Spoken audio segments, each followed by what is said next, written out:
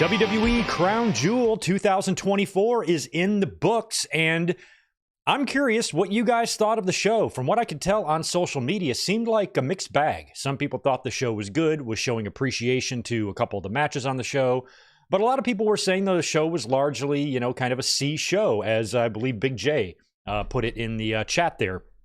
And throughout the course of the show, it didn't look like, social media was being too kind to the event, but I didn't really see what was all that wrong with it overall. A lot of us don't really care about these Crown Jewel shows, and I certainly don't care at all about these Crown Jewel championships that they have created for no reason out of thin air. And if there's ever going to be a pay-per-view from WWE that's going to be underwhelming or a bore or a skippable show or where nothing else or nothing much happens, Crown Jewel is a pretty good pay-per-view for those things to happen on these Saudi shows, because it's been a controversial topic in the last 5 years, WWE going over there. So we've become used to them now. We get a couple of Saudi shows per year. And lately, the first couple of years, they were all trash, just trash. And then they started making them a little bit more important. And now they are the home of the King of the Ring. And I think they crowned the World Heavyweight Championship. World Heavyweight Champion, last year, and then now this. So, if any of these shows aren't going to be any good PLEs from WWE, I'd prefer them to be Saudi shows when they air at the ass crack at dawn in the morning. Not really 10 a.m. here on the West Coast, but for me, that's still pretty early and kind of a chore to get up and watch these things in the morning on a Saturday afternoon. So I'm not really a fan of the Saudi shows in general. So if we have one that kind of sucks, I'm usually fine with it. But this particular show, I thought we had some good story beats throughout the show, some things setting up what we're going to see at Survivor Series, perhaps even Saturday night's main event, and maybe even laying some future groundwork for WrestleMania. We don't really know yet. So based on what we saw and some of the outcomes here, I wouldn't say I'm disappointed in any of them. Although I did pick a couple of matches wrong. I picked the main event wrong. Gunther, I had winning over Cody Rhodes. And I also had the situation that we saw between Randy Orton and Kevin Owens. I had that pitched for Rollins and Reed. Based on everything Rollins and Reed has been doing on Raw, all these crazy wild segments, I thought if anybody was going to do any brawling and the match was never going to start, it was going to be them. So I was actually surprised we actually got a match and a winner out of them. And then later on, when we saw what they would do with Owens and Orton, I'm like, oh, maybe that's why they didn't do it with Seth and Reed, is because they had it planned for Orton and Owens. So based on those brawls, the women's tag team match exceeded expectations, I think. And we had, Sami Zayn showing up in the Bloodline match, and we crowned the two new Crown Jewel champions. Overall, I'm not going to give this show a bad grade. I'd probably give it a C+, just like Big J did. If somebody wants to give it a B, I'd be hard-pressed to argue with you there, but I certainly cannot give the show an A, and definitely not an A+.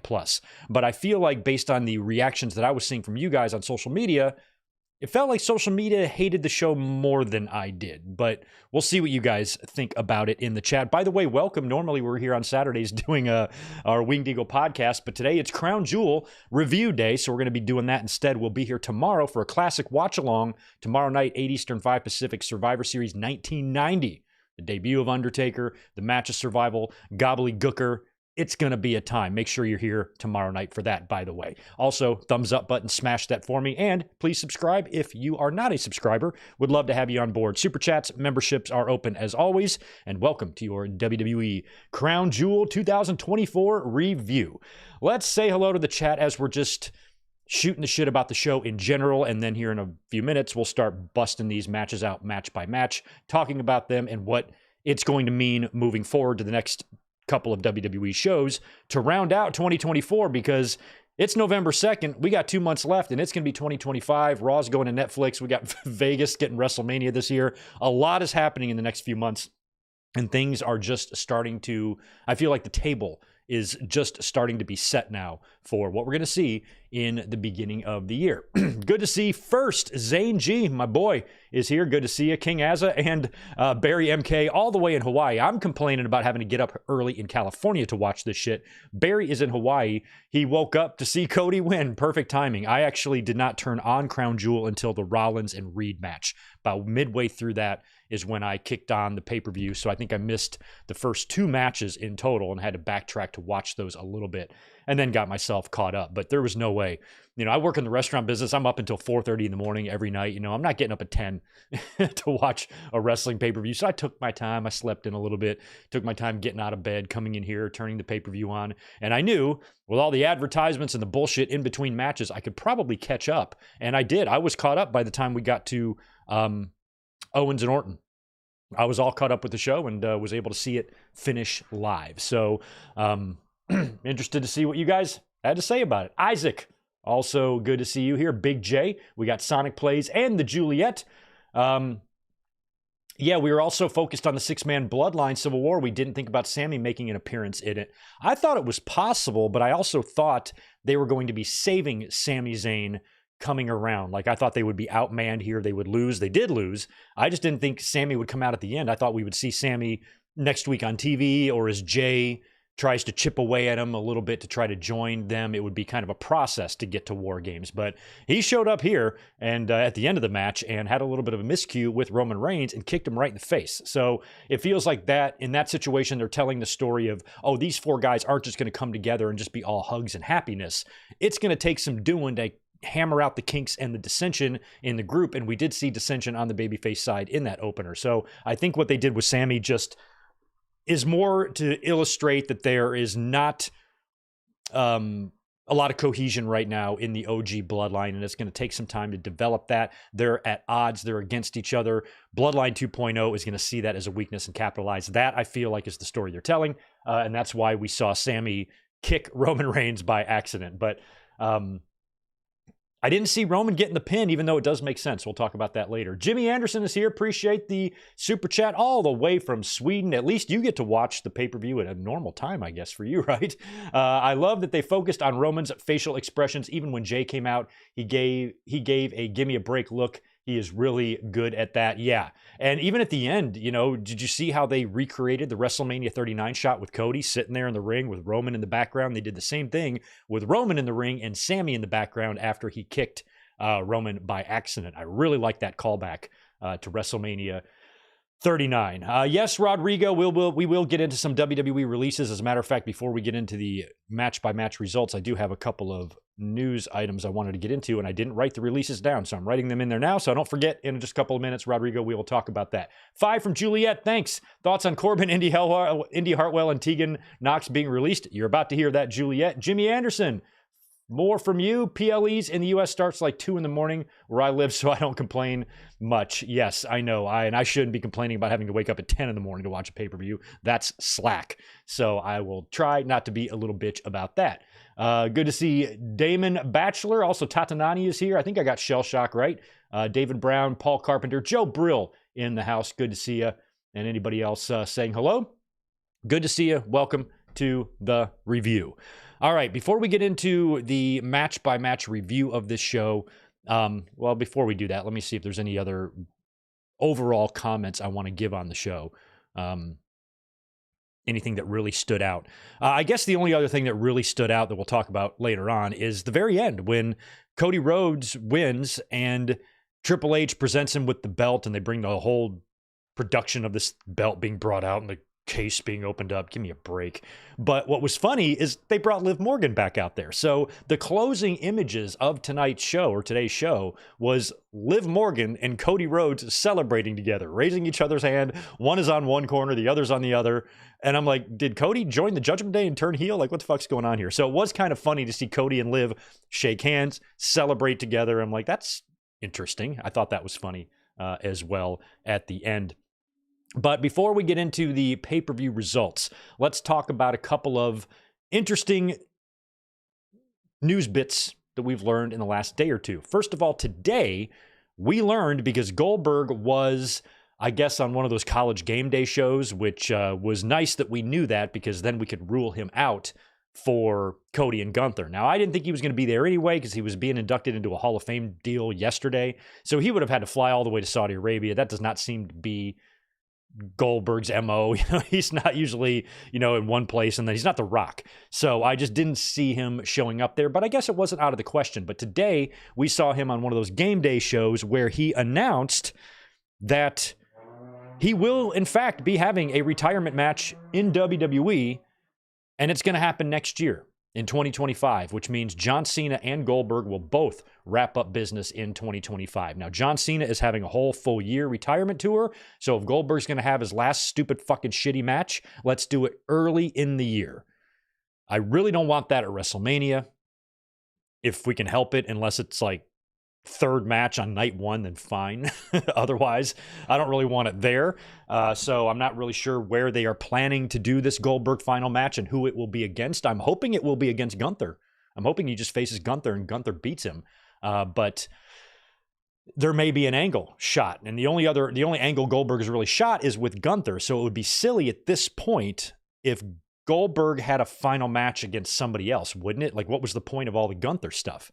So I feel like Gunther is going to have to be the guy to put down Goldberg. And honestly, you know, when you look at WrestleMania, a lot of people have Gunther and John Cena penciled in for WrestleMania, with John Cena beating him for the title. And I just feel like Gunther is just too strong of a character and a wrestler to get beat by a nearly 50-year-old, bald, retiring John Cena. This is not 2007, you know, super Cena-ing your way to a win now on your retirement tour. That's fine, but maybe just don't do that against Gunther. But if Gunther faced Goldberg, if Goldberg's last match is at WrestleMania, much like Kurt Angle's was a few years back against Baron Corbin, and it's just in the middle of the show on night one or night two, I guess I wouldn't have a problem with it. I might actually prefer that than Gunther and Cena, because I think Gunther should win either of those matches. If he faces Goldberg, he needs to win. If he faces Cena, he needs to win. But a lot of fans think that maybe Cena could actually beat him. So we don't know. But Goldberg's last match, retirement match, will be happening sometime next year. I feel like it's got to be Gunther at this point. I don't know who else it would be. And if it's going to be Gunther, then where's it going to be? Like I said, I think early 2025 would be best to give Cena the rest of the year. Maybe they want to wait for a PLE back in the Atlanta area, but I don't know if one's scheduled for there, so I don't know what the plan is. But Goldberg will be getting a retirement match in WWE, one that hopefully he will lose. Also, we learned today that Monday on Raw, a show that they are taping, I believe, tomorrow in Saudi Arabia, they have announced something kind of surprising. A number one contenders fatal four-way to determine who will face Gunther next for the title. Damian Priest, Dominic Mysterio, Sheamus, and Seth Rollins. Those four. One notable name missing from that, CM Punk, who I was expecting to face Gunther at Survivor Series all along. Now, I don't think this number one contenders fatal four-way is a given that Punk's not going to face Gunther, because we could be hit with a surprise. CM Punk did not make the trip to Saudi Arabia. Most fans assumed he wasn't going to be there, but maybe he shows up on Raw. Maybe he does. I mean, at some point, they're going to have to figure that out. If CM Punk is taking this personal stance, I don't want to do Saudi shows, because the fans are going to jump up my ass about my blood-covered Saudi money dick or whatever tweet that he sent to The Miz all those years ago. But at some point, when there's two Saudi shows and Punk is going to be at the top of the roster and potentially be a world champion in the company in the next year or two before he retires, he's going to have to work a Saudi show. So maybe one way to do it, just like a Band-Aid, just to rip that Band-Aid off, have him be on the taped Raw. But the spoilers are going to be out for that, and we're going to learn it. So I don't know if that's a surprise you would want to do on a taped show in Saudi Arabia. So I guess we should rule out CM Punk, at least for tomorrow. And when you look at that foursome there, the fact that Priest got pinned last Monday on Raw by Dominic, I feel like it's going to be Priest getting the win here and getting his rematch against Gunther at Survivor Series and Gunther beating him. Then maybe CM Punk gets the match on Saturday night's main event. WWE planted the Punk and Gunther seed. I'm not pulling this out of my ass. As soon as Punk beat Drew at Bash in Berlin, he showed up on Raw the next night or the following Monday and said, "Gunther, I'm coming for you." And then Drew attacked, and they set up the Hell in a Cell match. I haven't forgotten that. So Punk and Gunther are going to wrestle each other. That's going to happen. Sounds like it won't be Survivor Series, but I think Saturday night's main event could be a good option for that. Now, I already have my own idea pitched for SNME. I don't think this is going to be a 3-hour NBC show. It's probably just going to be an hour, hour and a half. So you can't do like 9 matches on this thing. But I already had a big pitch for Owens beating Cody for the title. pulling a fast one or cheating or doing something crazy and win the title on prime time on NBC for the first time since Andre the Giant beat Hogan for it in 1988. That would just be such a magnificent way to get Owens over as a world champion again in the company, is have him pull the heist of the century on prime time and rob Cody. I just think that would be great. It's probably not going to happen. A lot of things that I want to happen don't happen. But I don't know if you could do Cody and Owens and Gunther and Punk on the same Saturday night's main event. That might be a bit much. So we'll have to see how everything shakes out. Survivor Series, SNME, and we got the first Raw on Netflix. Don't forget about that. I wouldn't be surprised if there's a massive championship match on that first ever Raw on Netflix. And then it's the Royal Rumble. So between now and the end of January, or February 1st, I guess, we got like 4 big shows that you can book big time matches on. So it could be Gunther and Priest, Gunther and Punk, Cody and Owens, Goldberg and Gunther. We don't know, but there's a lot to cram in before WrestleMania season even gets rolling. So there's a lot going on. Let me know your pitches and your ideas in the chat below. Also, it should be noted that WWE has released a trio of tremendous performers. Sad to see all these guys go. It was reported yesterday that Baron Corbin, Indy Hartwell, and Tegan Knox were all let go from the company. Indy Hartwell had a match last night on SmackDown, right? Now, I didn't watch SmackDown last night. It was taped. I read the results. I kind of forgot what they were, but I didn't even bother watching SmackDown last night. But apparently she had a match on there, right? That was taped the week before. So she was released from the company and then had a match in the company on TV. That one, I mean, I think Indy bothers me bothers me the most of all 3 of them. I just thought she was so great. She's funny. She's got charisma out the ass. She's an absolute trip. I always thought she did really well in the backstage segments. She always had just a great sense of humor and had a good vibe and energy and personality to her. Plus, she wasn't half bad in the ring, and she's big, has size and presence to her. I loved Indy, and I loved the pairing with her and Dexter. I was a big fan of all of that. So I was really sad to see her go because it just seems like she's someone they could have tried it harder with, Tegan Knox, I mean, it's shitty. What can you say? She's injured, brought her back, released, bring her back, released, bring her back, released, injured again. She's just had a rough go of it. I feel horrible for her. She's a great talent as well. I feel bad that it didn't work out.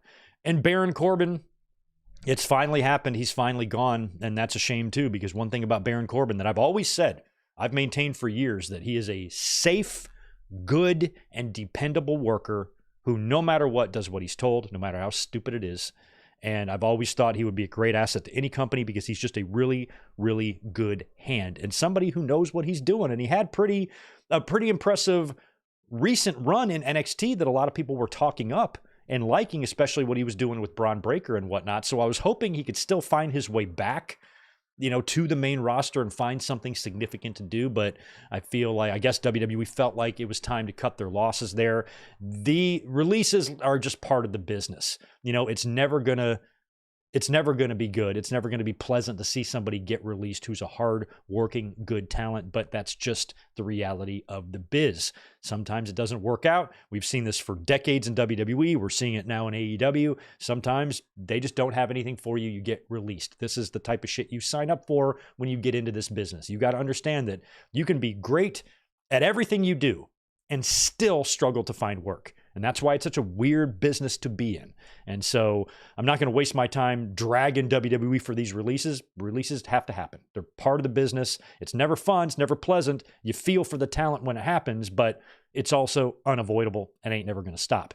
And with these 3 releases, honestly, I think Indy surprises me the most. At least with Baron and Tegan, you could argue that they weren't really doing a whole lot. Where Indy Hartwell, has been on the main roster on TV, being visible here and there sometimes, and she's good. So all the best to all 3 of them. Hopefully Indy, Hartwell, and Tegan won't have any work visa issues if they want to stay over here and wrestle in the States, maybe, join AEW or Ring of Honor or make some other indie appearances. And Baron Corbin could prove a 5-year-old statement wrong that I made way, way back in the day when I was actually defending Baron Corbin to everybody that was shitting on him. I said if he became available, AEW would pick him up in a second. And I got drugged for it. Greg, you're crazy. Good mic work, you're stupid. Nobody would ever want him. I'm like, no, you don't like his character on TV, so you're letting that overtake your critical thought. If you watch him in the ring, he's a good, solid, safe, dependable hand. He's somebody that I would want in my locker room. They just haven't found a good story for the guy. So it's ridiculous to say nobody would want him because that makes it sound like he doesn't have talent. He does. So we will see if he turns up anywhere. Either way, all the best to the 3 released WWE talents that we learned about yesterday. So there you go for the news. We've got the Goldberg stuff. We got the Fatal 4-Way #1 contender on Raw on Monday, and our Fatal 4-Way #1 contenders match on Raw on Monday. And we've talked about the recent releases. It sucks. But anyway, let's refocus now to Crown Jewel. Start talking about today's show. It opened up with a match that would either open or close. We weren't sure yesterday in the predictions. Was it yesterday? When did I come up here and do predictions? Thursday. I posted predictions Thursday, and I talked about this match last. I talked about the Bloodline 2.0 versus Roman, Jimmy, and Jay as the last match, thinking that it could be the last match. Now, I felt like Gunther and Cody should be, but it's a Crown Jewel championship that I don't care about, and neither other title is on the line. There's no story between these guys. The drama is in this match. So I thought this match could main event, even though I felt like Cody and Gunther should main event. So I'm glad that it opened the show. I am. I think that I think you can make a case for this one main eventing based on what we saw here, but it's hard to justify putting both of your world champions on the undercard, in favor of this. But it was, in fact, Bloodline 2.0. Interesting trio. It was Solo Sikoa, Jacob Fatu, and Tama Tonga taking on Roman, Jimmy, and Jay. Now, during the match, you still had some issues with Jay and Roman struggling to fully get along, not totally on the same page yet. A lot of dissension, a lot of fun, funny faces being made, things like that. And, the match, I think the first half of it was a little bit on the boring side until we got to the ref bump. Now, once we got to the ref bump, then everyone was involved. Now, Tonga Loa, we knew was going to be a factor anyway, because no matter what trio the new Bloodline uses, there's going to be an extra man out there. So Tonga Loa was out there already as a threat. Once the ref went down, everyone gets involved. It's just a kind of a free-for-all, a Donnybrook. And we wound up getting Roman Reigns isolated in the ring there. And he's about to take out Solo Sikoa, but Jacob Fatu stops him, just knocks him right down, allowing Solo the opportunity to take Roman right in the middle with no one around and hit him with a Samoan spike, and then pick him up off the mat and hit him with a second Samoan spike and pin Roman Reigns for the win. Solo Sikoa pinned Roman Reigns for the win. In my predictions, I had speculated that Jimmy Uso should take the pin, because I didn't know if Roman would. That means Roman's been pinned in 2 out of his last 3 matches. Has Roman wrestled once since WrestleMania? So this is his second match? Do I have that right? I don't even know. But it feels like 2 out of the last 3 matches Roman has worked, he's been pinned. And it felt like that would be unlikely, but it would also make the most sense for the story, because Solo Sikoa is the current tribal chief, or self-appointed tribal chief. He's got the Ulafala. At some point, we're going to have a match for that Ulafala. And as I've been talking everything up for Saturday night's main event, I think a Solo Roman Ulafala match could be booked there. Which, if I have all these other plans for Gunther and Punk and Cody and Owens, you can't have everything on Saturday night's main event. There's probably going to be room for 2 to 4 matches, or 3 to 4 matches, I would think, max, if it's going to be an hour-and-a-half show with commercials. We don't know how long it's going to be. Or maybe we do. I just don't know. So if you do, let me know in the chat. So Solo pinning Roman made the most sense for their story, because Roman and Solo are going to have that one-on-one match. There's no way they can stretch that to WrestleMania. I just can't see Roman and Solo battling for that. I could, however, though, see Roman and Rock battling for it. And it could be Roman regaining the Ulafala from Solo Sikoa, only to have to go into WrestleMania to face Roman Reigns in honestly a match that I don't think needs the championship. I don't think it does. If you book Roman and Rock one-on-one for the true tribal chief title, then that could main event either one of your nights. So we don't know where it's all going to go, but the next stop clearly is going to be War Games. So after Solo pins Roman Reigns, Then the Bloodline, the new Bloodline, of course, Swarm, they continue the post-match beatdown, and they've taken out Roman, they've taken out Jimmy. Now they've got Jey Uso, and they put his head in the chair. Seems to be a big thing in both companies right now. Moxley and his crew is doing it. The Bloodline is doing it. They like to Pillmanize people's heads in the chair. So they got Jay's head in the chair up against the corner, and he's about to get hip attacked by either Solo or Jacob. I forget which. And that's when Sami Zayn's music hits. So Sami Zayn comes out, crowd shits themselves. They're so happy. I wouldn't have done the music here. I would have had him just run in. But I guess that is why we saw that shot on Monday of Sami talking with Solo in the parking lot. So Sami comes out right before Jay's about to get murdered. He gets in the ring, has a little face-off with Solo, and Solo smiles and they go in for a big hug. You knew Sami wasn't joining the OG Bloodline, but they tried to make it seem that way. I'm sorry, the new Bloodline, but they tried to make it seem that way. And Sami goes in to hug Solo. And when you're in a hug, you're kind of in exploder suplex position, and then he hits Solo with the suplex and starts attacking the Bloodline. Jay gets saved. They run off the Tongans and Jacob Fatu, leaving Solo in the ring with Sami, Jay, Roman, and Sami, Jay, Roman, and Jimmy occupying each corner with Solo in the middle. And so Solo realizes he's fucked. He doesn't know who's going to come at him, and Roman and Sami come at him at the same time. Roman comes at Solo with a Superman punch. Sami comes at Solo with a haluva kick. Solo ducks. Sami haluva kicks Roman in the face. He goes down. Jimmy is pissed. A lot of arguing, pushing, and shoving after the match.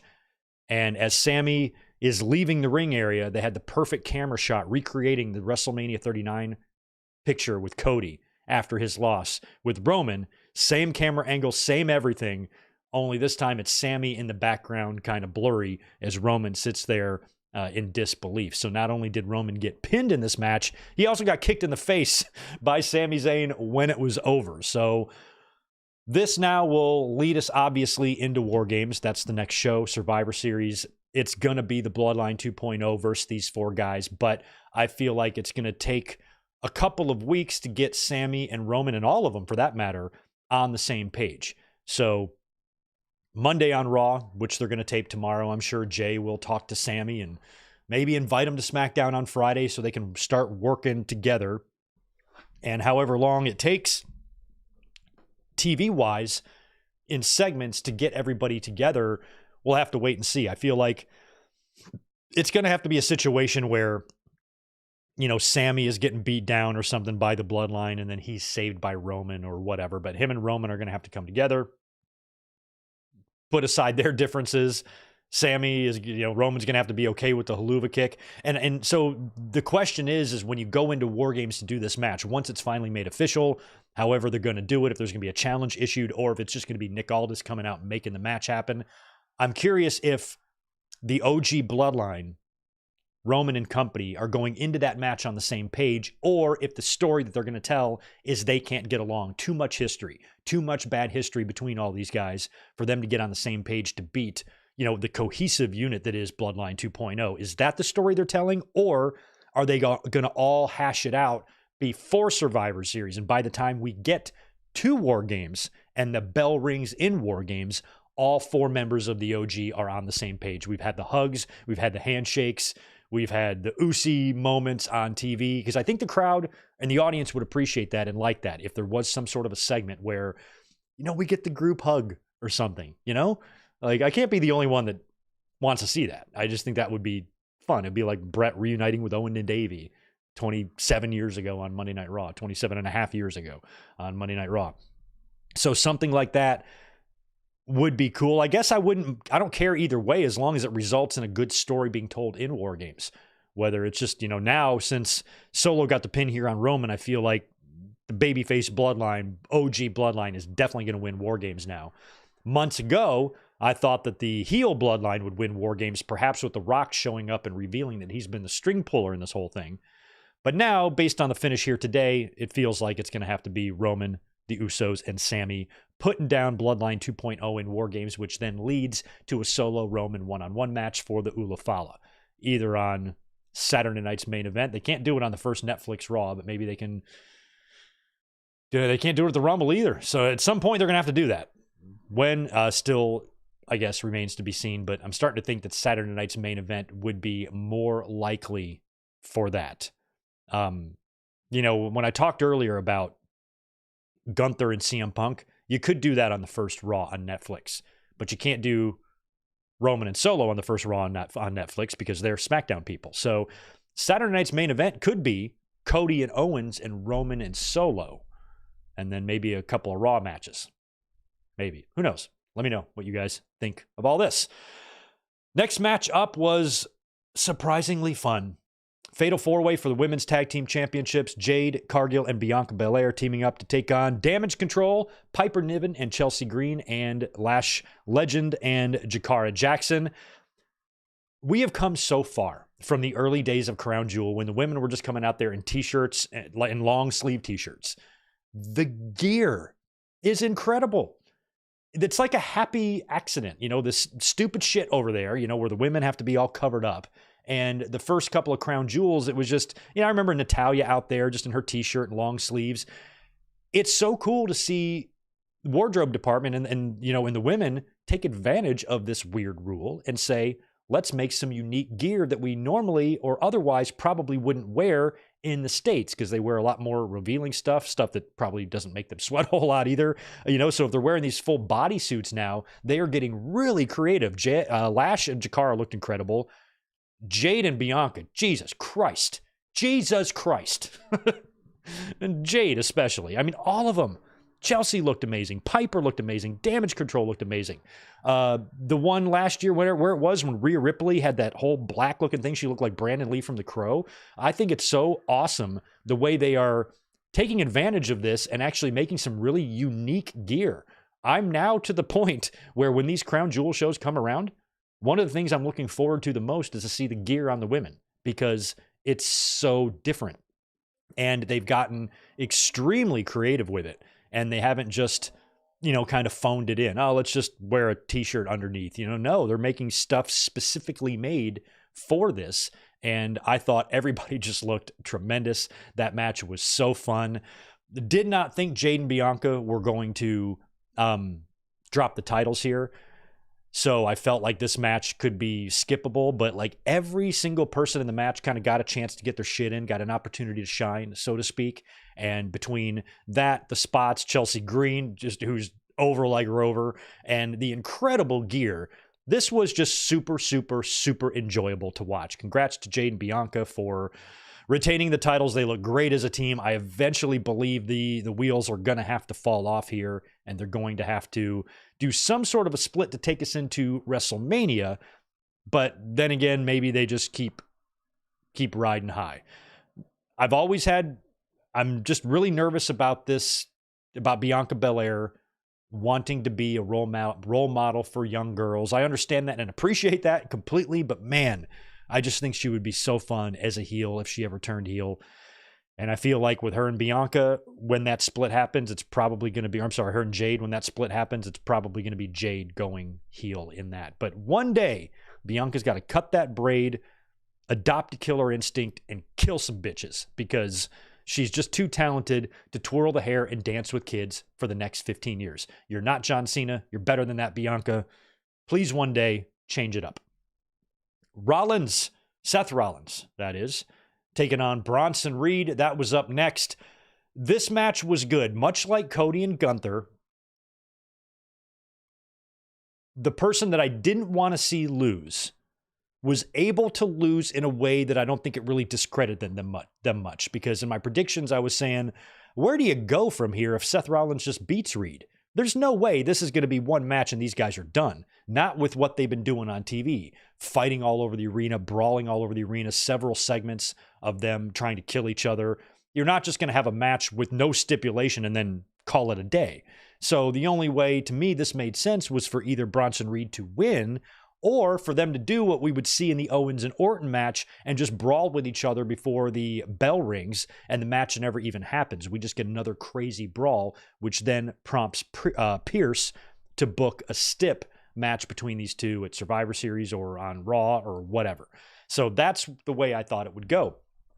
And It didn't. We actually did get a match. Bronson Reed and Seth Rollins had a good one. I did like Reed's gear as well. It was inspired by something, but I don't know, some superhero shit or whatever, but I still thought it looked cool.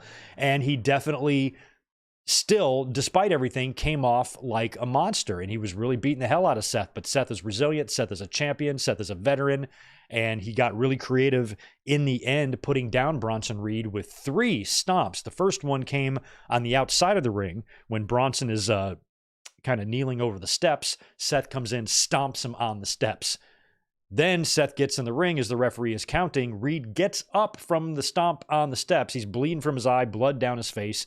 He gets in the ring. Seth stomps him again. And then he still starts to get up. So Seth, I forgot, was there a kick out there? Or did Seth attempt a pin after that second one? I don't remember.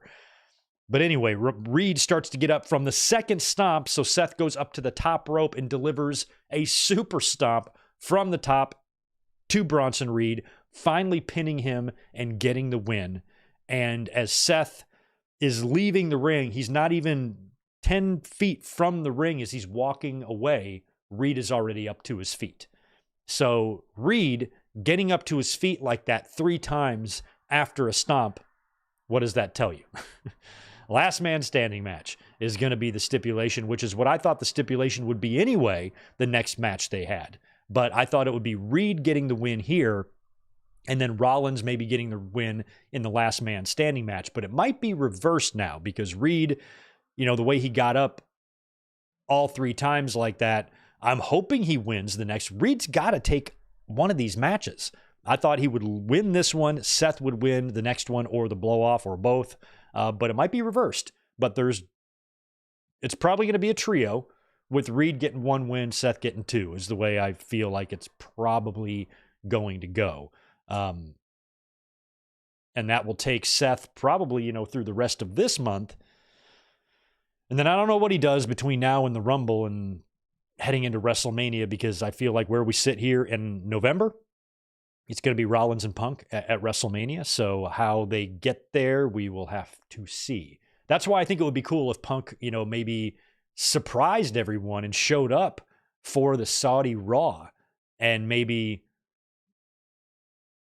we could have Bronson Reed. We could have Bronson Reed attack Rollins before the number 1 contenders match and knock Rollins out of it. Maybe either take his place, or that's where CM Punk comes out. But I feel like Priest being in that Fatal 4-Way on Monday, it's him. It's going to be him that's going to win. I think my idea for Bronson Reed interfering probably will happen, and that will be how Seth Rollins is canceled out. So in that Fatal 4-Way, it's Rollins, Priest, Dominic, and Sheamus, right? So Reed shows up and maybe attacks Rollins during the Fatal 4-Way. Priest goes on to win, and now you've got your blow-off set up with Reed and Rollins, probably a last man standing match. And then Priest can get his match with Gunther at Survivor Series. Gunther will beat him, go on to face CM Punk on the first Netflix Raw, and Cody can face Kevin Owens. And I swear I am not crazy. I blocked a dickhead today that thought I was an idiot for thinking Kevin Owens could beat Cody Rhodes. I'm like, why? Why is that so out of the question? Look at what they're doing with Owens right now. They've turned him heel. They're doing something with him. I would not rule this out at all, and I think it would be really naive to completely rule it out. And to think that anybody that think there's a possibility of Owens beating Cody is foolish. We're not. There's a real possibility of that. And I really, really want that to happen. And it would have been hard to make that happen if Cody would have lost here tonight to Gunther. So I feel like Owens, the end game for him has to be to win the world championship. It has to be. It just has to be, in my mind. But we're going to talk about Kevin Owens in a minute. In the meantime, I think Reed will have something to do with Rollins not winning that Fatal 4-Way on Monday, and Priest will pick up the win, probably pinning Dominic as maybe Butch or Pete Dunne or whoever Sheamus has got a feud with right now. Who the hell is he even feuding with? Sheamus. Xavier, Pete Dunne, I don't know, maybe Karrion Kross comes out. I'm not sure, but I don't think Sheamus. Well, then again, Sheamus and Gunther, we know how fun that can be, right? It could be Sheamus. It's not. It's going to be Priest. Priest wouldn't have lost on Monday to Dominic. if the plan wasn't for him to win this. It's definitely going to be Priest on Monday. But shit, I kind of would be all right with, honestly, any of them. Even Dominic. Even Dominic winning on Monday and facing Gunther at Survivor Series. Sure. I'm against, I'm anti, you know, I'm very little. I'm fine with whatever they want to do. And that actually, they might find a way to make that fun if it turned out to be Dominic. But my money is on Priest. After that was the first Crown Jewel Championship match. Liv Morgan versus Nia Jax. Now, we had the wild card in this match, Tiffany. In a million different ways she could possibly cash in, winning 1 belt, 2 belts, 3 belts, a belt and a ring, a belt, no ring, 3 belts, 2 rings. We had no idea what was going to go on here with Tiffany Stratton, but she is the Money in the Bank briefcase holder. She's definitely going to play a role in this because they've been doing it and talking it up on TV with Nia Jax kind of encouraging Tiffany to cash in on Liv Morgan. So we knew we were going to get that. So the match isn't really good at first. You know, it doesn't start out too good. It was a little flat. But again, with the women, I love the gear. I love the gear on Liv and Nia Jax. I thought they looked great. Tiffany Stratton does come down. She comes running down there with the briefcase in the middle of the match to cash in. And as she's giving the briefcase to the referee, it's almost like she can't decide. Then it hits her like, oh yeah, I gotta, who am I cashing in on here? And then she's kind of hesitant. Nia, I think, comes over, interrupts, starts chasing Tiffany around the ring. Tiffany's like, I was going to cash in on Liv. I promise. So Nia is kind of backing off Tiffany, but we also have Dominic Mysterio out there. We have Raquel Rodriguez out there. So this whole thing is kind of a mess, a little bit overbooked. We've got Dominic Mysterio jumping up on the ring apron to distract the referee who still has the briefcase in her hand for some reason. And then on the opposite end of the ring, Nia Jax, I think, is going up on the ropes, maybe for the Annihilator.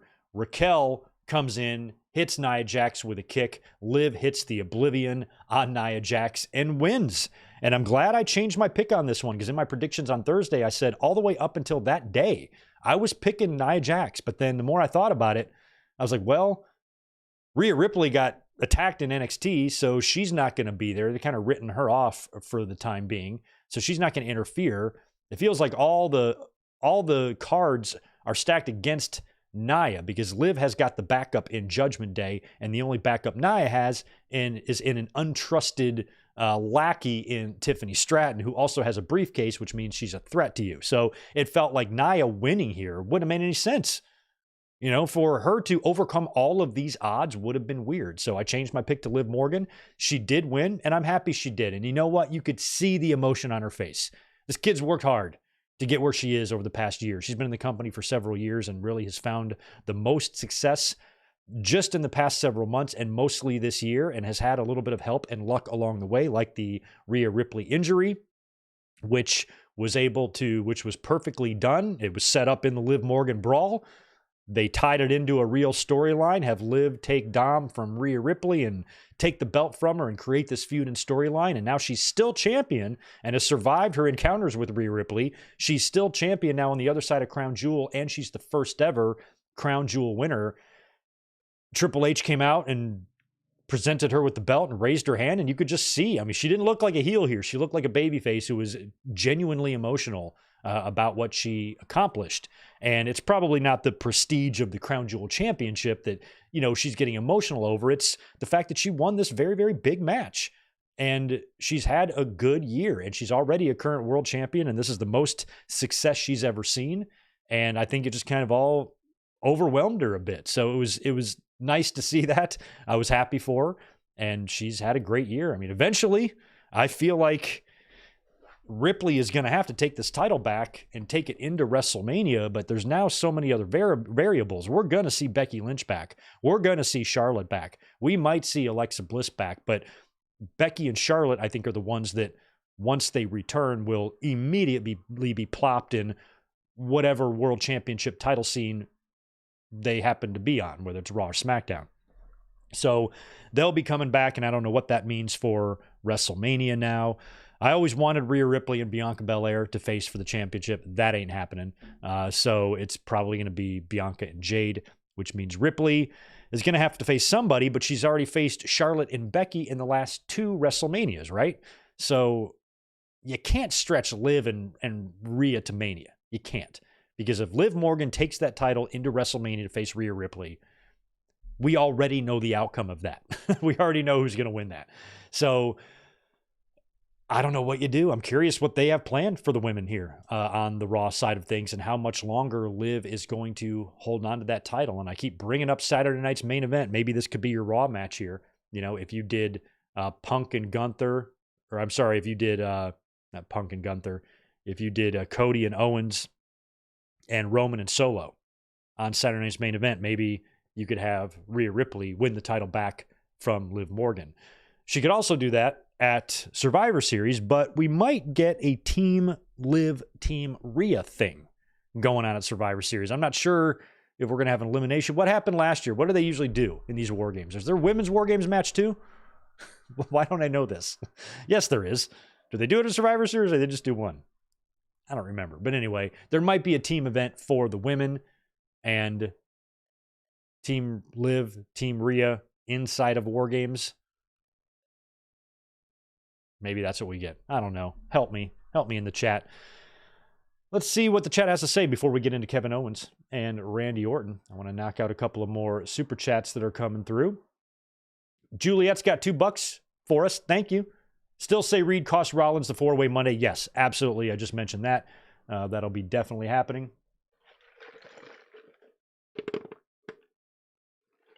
Ryan, did your super chat go through? I think it did. Did I not answer you?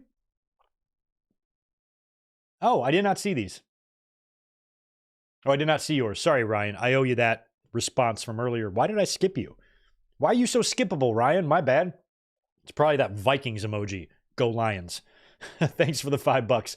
Calling it now. Dom is winning. No. I already 4 words in, Ryan, and I disagree. Calling it now. Dom is winning that number 1 contender match. Finn cancels out Damian. Bronson cancels out Seth. Ludwig Dunn cancels out Sheamus. Well, you're on the same track as me, actually, because I had the same thought process thinking of people who are going to cancel each other out. But Dom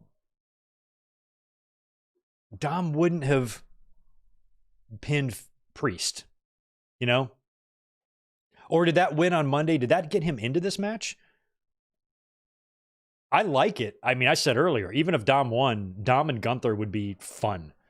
But I also think Priest is owed that rematch, and I don't think you just burn a pay-per-view title match on Dominic just for fun. There's too much going on.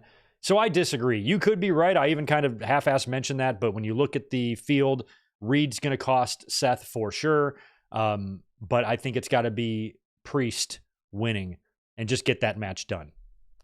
Put it on Survivor Series and have Gunther beat him again, I guess. But I would not be opposed to them doing something crazy like having it be Dominic or even have CM Punk show up and replace one of these guys and get the match, because Punk and Gunther is who I always thought it was going to be. But I'm starting to think Punk and Gunther is Raw on Netflix.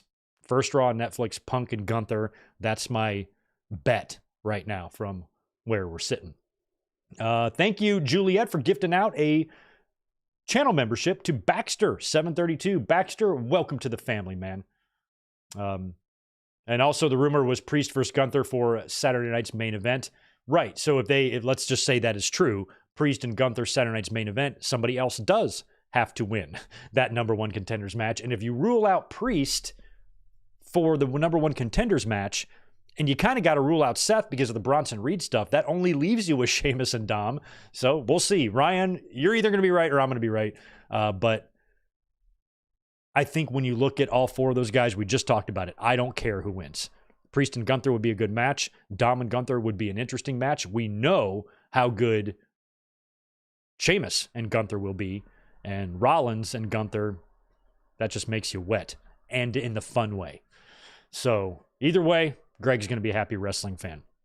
Let's talk about Kevin Owens and Randy Orton. This is the scenario that I thought they were going to do for Rollins and Reed.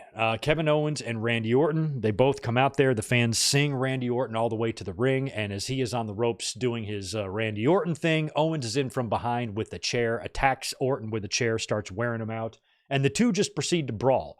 Now, the referee is not ringing the bell. The match is not started. He's trying to get involved, trying to take the chair out away from guys, but they're not having it. The brawl is out of control. Officials empty out, including both general managers. Nick Aldis is on the outside of the ring. Adam Pearce from Raw is in the ring, and he takes an RKO from Randy Orton.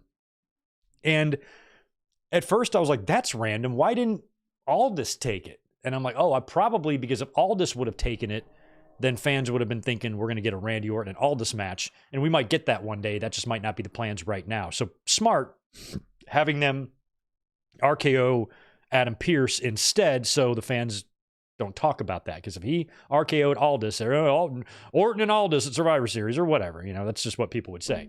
So I think that was smart to do that. So Orton's attacking, Owens stunned a referee. Orton's, RKOing general managers. I feel like this could lead to a suspension for both guys, on TV to regroup until they push to their next thing. But the whole thing ends with the two brawling out into the arena, into the crowd, and Kevin Owens executes a elbow drop from a platform through a couple of tables onto Randy Orton. Both guys had to be helped out medically, the whole deal. So that match never happened. There was no winner, no match at all. So the match just did not exist. So I didn't really predict it wrong because the match didn't exist. But the setup or the scenario I predicted for Reed and Rollins wound up happening here instead. So what do you guys think now? Orton and Owens never got their match done. I'm sure on TV, Aldis maybe, hold on a minute. In storyline and kayfabe, who hands out suspensions? Triple H or the general managers or WWE management? Usually the general managers, right? I think it would be funny if Nick Aldis doesn't punish them. I would suspend you if you would have RKO'd me. But Pierce is a dick, so it's cool. I'd actually think that would be funny on TV if... and you can even have Pierce maybe react to that on Raw. Can you believe Aldis didn't even suspend those guys for what they did? Or maybe suspend Randy. Maybe Owens gets suspended for attacking a referee, but Randy doesn't that would actually be funnier. So who knows what they're going to do with that. But next up, we're going to have to see some sort of a return bout here with Randy Orton and Kevin Owens. So is that going to be Survivor Series? Now here's another question. We're looking ahead, talking about Cody. Who's Cody going to face at Survivor Series? I thought it was going to be Kevin Owens, but since Kevin Owens and Randy Orton never really had their match here, I feel like they could run it back at Survivor Series. Or are we looking at a triple threat? And if it's a triple threat, that would be an interesting dynamic and a really fun way to put the belt on Kevin Owens. If you made a triple threat, the fans, they're going to make you think that all of the advantage is against Kevin Owens because you have Cody and Orton, both of whom he's attacked and turned against. They're going to be essentially on the same page to eliminate Kevin Owens. But maybe he takes advantage of that somehow, or he's able to create some dissension with Orton and Cody, capitalize and win in a shocker and win the championship. And maybe that's a way you could protect Cody. Imagine that, pinning Orton to protect someone. Fucking crazy. But if you pinned Orton in this, Owens wins the title. Cody's now not champion anymore, and he didn't even get beat. And then maybe you move into Cody or I don't know what the hell you do. But I feel like Cody's going to have to defend his title against somebody at Survivor Series, unless War Games turns into 5-on-5 and he jumps into that somehow. And Orton and Owens are going to have to be involved together based on what we saw here at Crown Jewel. So I think triple threat could be a possibility, right? What would it be? What's going to happen at Survivor Series? I don't know. I can't figure it out. But I feel like there's lots of possibilities with these guys now. And maybe much like Rollins and Reed, you're going to have to book some sort of a stipulation match between these guys. And you'd assume that's going to happen at Survivor Series. But if Owens and Orton happens again at Survivor Series and those two guys face each other, what does Cody do? Does he take the night off? Does Cody not work Survivor Series? Maybe there's a segment, an in-ring segment planned with Cody and The Rock for Survivor Series. Or something like that. I don't know. We'll see. After that was semi-main event. L.A. Knight defending his United States title against Andrade and Carmelo Hayes. This one was pretty decent. What I liked the most about it was the finish. The finish was tremendous. LA Knight hits a BFT on Carmelo Hayes, who's going for his face buster. And of course, Hayes sells everything like $1 trillion. So he just lands perfectly, just perfectly done. LA Knight pins him for the win, retains the United States title. Really not much to say about this match other than that. But I thought it was a good match. And finally, in the main event for the Men's Crown Jewel Championship, WWE Champion Cody Rhodes taking on World Heavyweight Champion Gunther. Now, I predicted Gunther to win this here, I think, didn't I? Predicted Gunther to win because I thought we would see Kevin Owens again. I thought Owens would show back up here and maybe cost Cody Rhodes the title. I didn't really think that. I felt they were in a tough spot here. You don't really want to pin either of these guys right now. Cody is your top champion, but Gunther, he's also a guy that really should not be being pinned even by somebody like Cody Rhodes, in my opinion. So I thought it would have to be interference. I thought we would have to see Goldberg screw Gunther or Owens screw Cody. I did not think we would get a clean finish, but I did mention in my predictions that if we did get a clean finish, I would be pleasantly surprised. I just hope it's executed in a way that doesn't damage either of these guys. And I gotta say, I don't think that this did. I thought it was really well executed. The match itself, for a mat wrestling match, ring general, type of shit, I thought it was good. If you like, on the ground stuff. And they did a little bit. We saw some Cody cutters and whatnot, but most of it was, grittier, tougher stuff from these guys. And some fans might find that boring. I wasn't too bored by the match, but the finish was what I thought was executed really well. Now, it's a finish that we've seen recycled a bunch of times. They went with the old Bret Hart, Roddy Piper finish from WrestleMania 8, which Bret recycled in his match with Stone Cold at Survivor Series 96, which we've seen used a few times. Shit, did Cody beat Brock the same way? What are the other examples of this pinning combination? How did Cody beat Brock in that first example? Maybe that was just a inside cradle or something. But I swear we've seen this in just the last couple of years alone. I think we've seen it with the women too. But usually it's kind of like a sleeper or a choke. You push off the top turnbuckle, you fold back over your opponent and kind of pin his shoulders down. It was kind of like that here, but the setup was different. Cody went for a super cutter. So he went from like a cutter from the top rope, I believe, onto Gunther, but Gunther then caught him in the choke, and then Cody fell back over him into that pinning combination and got the 1, 2, 3 and got the quick pin. And that was really shocking to me. I always mark out for that finish because it was one of my favorites from back in the day, but really shocked to see Gunther win or Gunther get pinned like that. But the way they did it, the way it was so fast, and it kind of happened within a blink of an eye, and the way Gunther, after the loss, got up, put his own championship belt around his waist, went into the ring and shook Cody's hand. And it was like a frustrating shake. It was like Perfect's handshake with Bret at King of the Ring 93. Just shook his hand aggressively, patted him on the back, and walked away pissed, but understanding that I got beat. What can I say? I can't bullshit myself. I can't pretend I'm going to win in a landslide. When I know I'm not, I got beat. I just have to be real with myself. And I have to go and congratulate the better man, Cody. He did that, even though he didn't like it. And that's why Gunther is such a unique heel, is because he's a heel with respect. He's fucking, you know who he is? He's Gus from Breaking Bad. I always thought Gus was one of the more likable characters in that whole fucking show. He just, he was evil, cutthroat, and dangerous, but at the end of the day, still had principles. And, Gunther is somebody that, he's a heel, but he will recognize when he's been bested and use that as motivation to be better. And that's why I think Gunther is going to be one of their top stars for years to come. And think about this. There's going to be a time here, probably not in the too far off future, that he's going to turn face.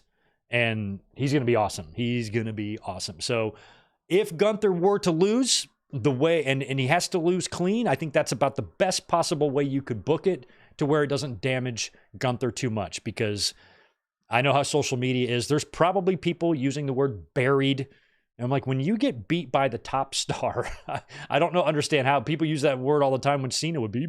Cena buried him. I'm like, he's in the main event of WrestleMania. You're not buried if you're in the main event of WrestleMania. What the fuck are you talking about?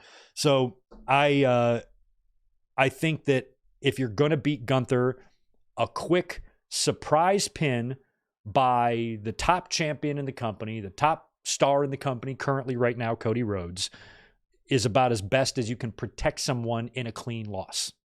So I really don't have an issue with the finish. Thought it was kind of surprising.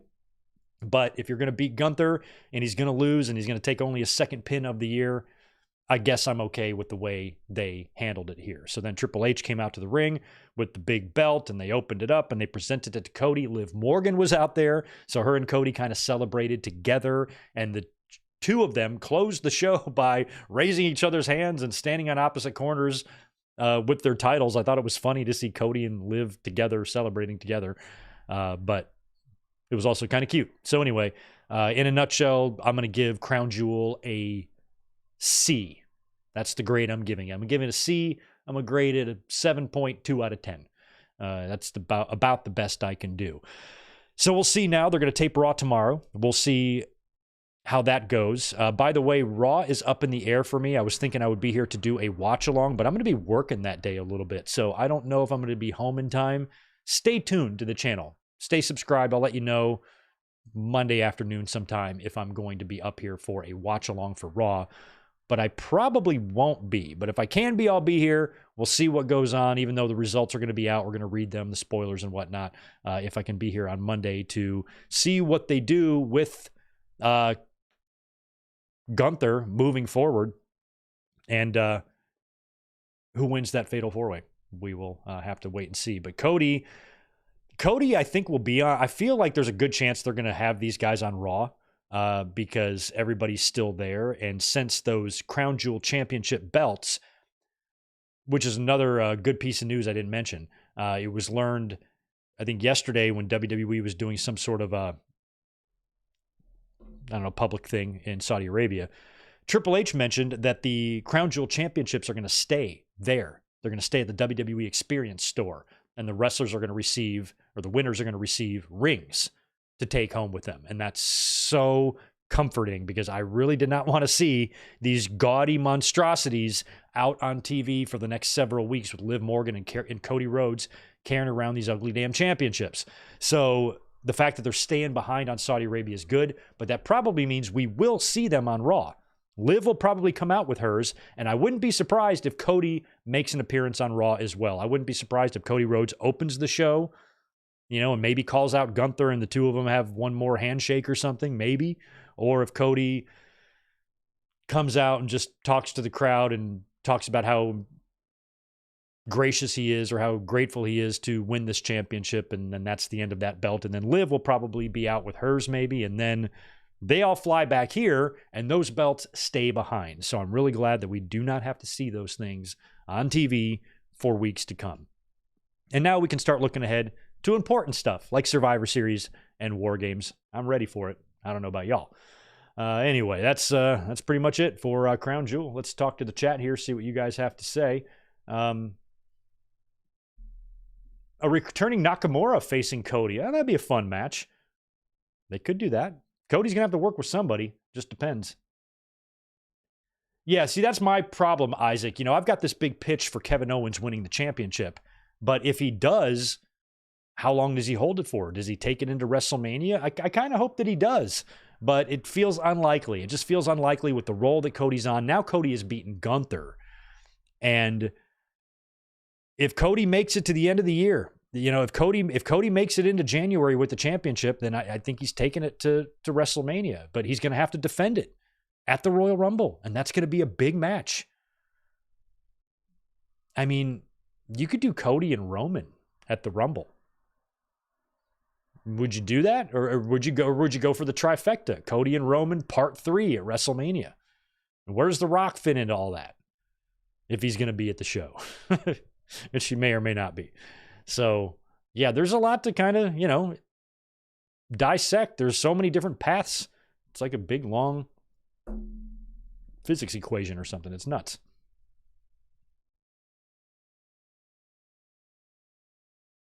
Yeah, Cody and Randy Orton also, good point, Doug, is another match that has to get done. Feels like we're going to get there. And that might be a whole feud. It might be Cody and Randy at WrestleMania. It'd be weird, but it might be, if The Rock, if Cody isn't going to have anything to do with The Rock, but I think he is because they set it up the night after WrestleMania on Raw. Rock gave Cody something, this whole secretive thing. There's not going to be a payoff for that. Feels like whatever was discussed there has WrestleMania 41 implications. So it's really hard to let that go. So one thing about Owens winning the title is that if Cody is going to have something to do with The Rock at WrestleMania, why can't The Rock come out and cost Cody the title when he faces Kevin Owens? Why not do that? That's why I think it would be awesome on Saturday night's main event if The Rock showed up and helped Kevin Owens beat Cody. And then you do Cody and Rock at WrestleMania for no belt. I don't know where that puts Roman. Yeah, none of my ideas really make a ton of sense when I say them out loud, but I don't know what Kevin Owens would do and how long the title run would last. But I mean, if he took it into WrestleMania, Kevin Owens wouldn't be able to be the night 2 main eventer holding that championship. There's just too much going on. So Rock versus Cody for the People's title, I suppose, but I hate that championship. Rock and Cody at the Rumble or on Netflix, yeah. And at some point, Cody and Roman, they're 1-1. There's a rubber match somewhere that needs to happen at some point. Maybe fans aren't ready for it yet. We just had 2 years in a row of that. Let's wait. But if you don't want to do it at WrestleMania, Royal Rumble could be a good spot for that as well. Roman versus Fatu at WrestleMania, Roman versus Jacob Fatu, that could be good.